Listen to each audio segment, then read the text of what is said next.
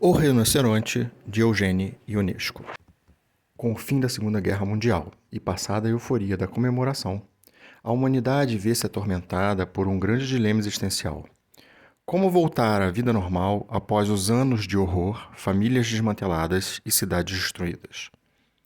Como edificar um recomeço se na escalada das grandes guerras a próxima promete ser, em breve, e nuclear? Em meio a essa angústia e desesperança surge o teatro do absurdo, coletivo de peças que ironizam o esforço humano em aparentar controle do mundo, mas que acabam por revelar a humanidade debatendo-se freneticamente em um universo incompreendido. Os diálogos estranhos de humor provocativo evidenciam a dificuldade de comunicação entre indivíduos que perderam a identidade em um mundo massificado. Afinal, com tanto avanço científico e a consagração da razão, por que as consequências são tão sombrias, se não devido à nossa incapacidade de compreender e ser compreendido? Entre os expoentes do teatro do absurdo está o autor romeno Eugene Ionesco, sendo sua obra O Rinoceronte muito representativa do gênero. Em O Rinoceronte, os habitantes de uma cidade pacata de interior vivem as miudezas de suas atividades cotidianas. São burocratas, avarentos, egocêntricos e cheios de certezas em debates infrutíferos. Nessa terra, onde os moradores parecem sonâmbulos que apenas existem, sem exatamente viver, surge um rinoceronte em disparada pelo centro da cidade, causando reboliço na cafeteria e abrindo a discussão sobre quantos chifres tem o animal e sobre sua naturalidade. É asiático, porque tem 2 chifres. Tivesse um, seria africano. Mas há quem argumente, ou ao contrário, deixando a destruição furiosa do paquiderme em segundo plano, mesmo após o atropelo do gatinho, sua primeira vítima. Uma epidemia está transformando cada um dos habitantes da cidade em rinocerontes. Brutais, desenfreados, destruidores, inconsequentes e sem propósito, o número de rinocerontes cresce, enquanto os demais habitantes, antes surpresos, agora tentam conviver com o problema. Em determinado ponto, todos os ainda humanos já possuem ao menos um conhecido, um familiar ou um amigo rinoceronte. A senhora Buff, por exemplo, depois de fugir do marido transformado, passa agora a cavalgá-lo com prazer e admirada do seu poder até ela mesma se tornar um rinoceronte. Mas eles não atacam. Se os deixar tranquilos, eles nem o veem. No fundo, eles não são maus. Há mesmo entre eles uma certa inocência natural, uma certa candura. Justifica uma personagem que tenta simplesmente fazer com que todos continuem trabalhando. Outros ponderam que os rinocerontes podem ter razão e tornam-se simpatizantes pouco antes de andar de 4 patas. Sem proferir uma só palavra, os rinocerontes estão convencendo os cidadãos a aderirem ao movimento como se fosse o mais correto a fazer.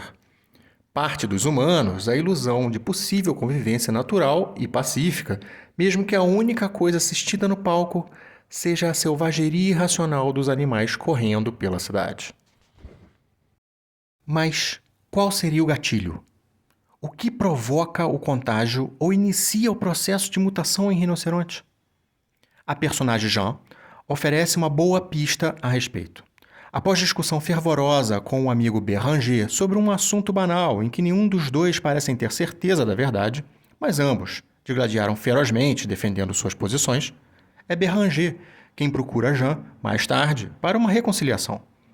Jean, ainda transtornado, passou a ter movimentos agitados de fera enquanto discursa, disparando irracionalidades como por que um veterinário é melhor do que um médico.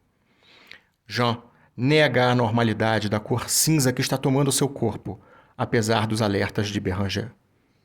Os argumentos refratários de Jean a qualquer palavra de Béranger revelam a armadura encouraçada que se formou em seu peito. As falas trovejam na garganta de Jean até que possamos ouvir somente um barrido e não mais sua voz. Quando a transformação enfim se completa, Jean tenta aniquilar Béranger ao preço de destruir seu próprio apartamento. Ionesco parece usar a alegoria do rinoceronte para evidenciar a visão que projetamos ao defender nossas posições por meio do emprego de uma energia desproporcional para prevalecer. Afinal, Em nossas opiniões estão contidas as razões das quais já nos convencemos, e a contestação pode ser uma afronta inaceitável que venha a provocar o despertar da fera que nos habita. Contrasta com a sensação interna da força vencedora do poderoso animal, a descontrolada besta míope que atropela e destrói, deixando um rastro de inconsequências aos olhos dos demais.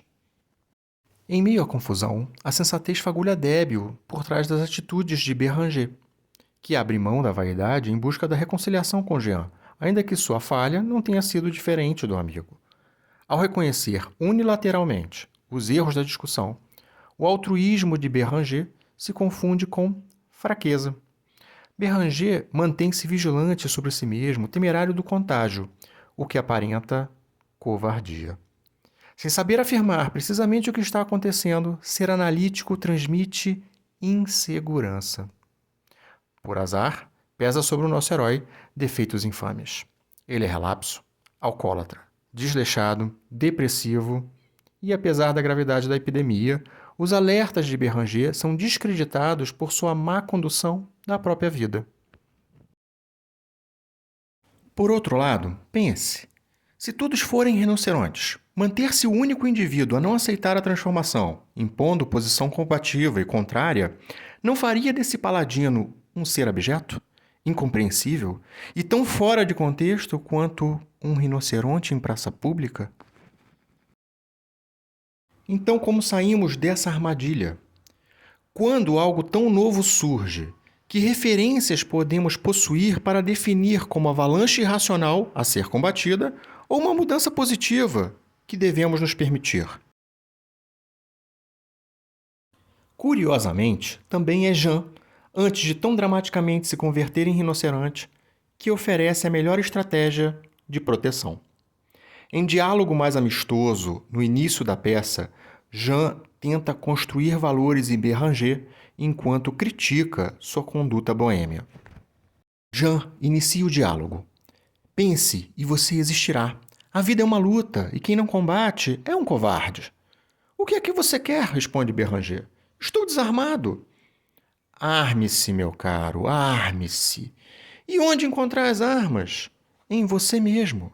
Que armas? As armas da paciência, da cultura, as armas da inteligência.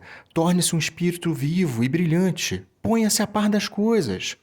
Faça um esforço de vontade, aplique-se. Você tem dons que precisa valorizar.